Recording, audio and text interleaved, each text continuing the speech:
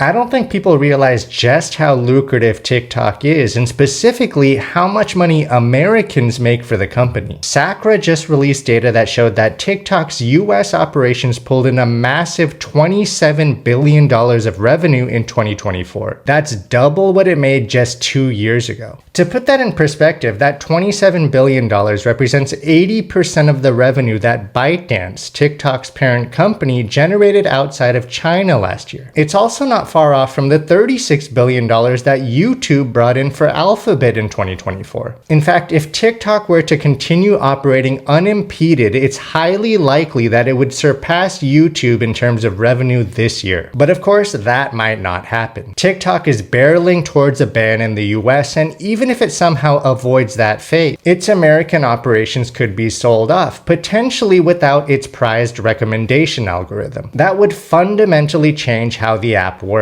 We're about to see how this all unfolds in the coming days, but for TikTok's current parent company, ByteDance, the potential loss of TikTok in the US would be a major blow. We're talking about the potential loss of a business that could have been generating $100 billion or more of annual revenue in the not too distant future. If TikTok's US operations get sold, maybe it still hits those numbers, but ByteDance wouldn't benefit from any of that growth. And if the app is sold under duress and without the recommendation system, then ByteDance would probably get pennies on the dollar for it. On the flip side, any buyer of TikTok's US operations would be snagging an incredible bargain, especially if the rumored $50 billion price tag is accurate. Of course, any buyer would need to replicate the magic of TikTok's algorithm for it to continue being the powerhouse that it currently is. But if they can do that or get close to doing that, then TikTok US could eventually be worth $1 trillion.